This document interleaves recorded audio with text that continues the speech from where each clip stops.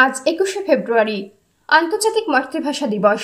প্রতি বছরের ন্যায় এবছরও দিনটি পালিত হচ্ছে এপার ও ওপার দুই বাংলা মিলিয়ে। কল্যাণীও তার ব্যতিক্রম নয়। আজ সন্ধ্যায় কল্যাণী সেন্ট্রাল পার্কে অবস্থিত ভাষা উদ্যানে আন্তর্জাতিক মাতৃভাষা দিবস উপলক্ষে সাংস্কৃতিক অনুষ্ঠানের আয়োজন করা হয়। এই অনুষ্ঠানটির ব্যবস্থাপনায় কল্যাণী পৌরসভা ও সহযোগিতায় কল্যাণী সাংস্কৃতিক সমন্বয় মঞ্চ। এই অনুষ্ঠানে উপস্থিত হয়ে কি জানাচ্ছেন কল্যাণী পৌরসভার পৌরপ্রধান ডক্টর নীলিমেশ রায়চৌধুরী, আসুন দেখে নিই। Bureau report, Times of Bengal news. কর্মসূচি বলতে আন্তর্জাতিক মাতৃভাষা দিবস আজ, সে উপলক্ষে আমাদের আজকের অনুষ্ঠান। এই অনুষ্ঠান কল্যাণী সাংস্কৃতিক সমন্বয়ে মঞ্চ আছে যেটি তৈরি হয়েছে। সে মঞ্চ মানে বলতে পারেন কল্যাণীর সাংস্কৃতিক জগতে যেসব শিল্পীরা আছেন আজ তাদের মিলন মেলা। এটা একটা তীর্থক্ষেত্র।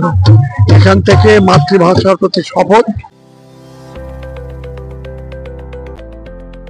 Are you looking for an English medium school for your child? Your search is over. Kalyani Laureates would be your perfect choice. Admission is open.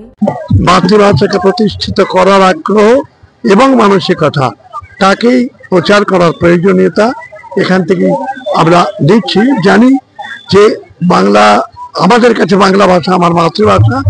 অন্যান্য রাজ্য, অন্য দেশ প্রদেশ সবখানে তাদের নিজস্ব মাতৃভাষা আছে। প্রত্যেকেই তাদের মাতৃভাষাতেই সচ্ছল।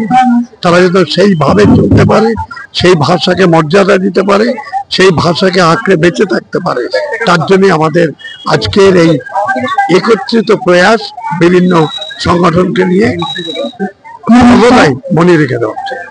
অক্সটেল ক্লাব অ্যান্ড রিসর্ট মূর্তি নদীর তীরে অবস্থিত ডুয়ার্সের মনোরম পরিবেশে থাকার একটি আদর্শ রিসর্ট। এ যেন এক প্রকৃতির কোলে অনাবিল শান্তি, যেখানে আপনি বন্ধু বান্ধব, পরিবার এবং প্রিয়জনদের সাথে একটি আনন্দদায়ক সময় কাটাতে পারেন।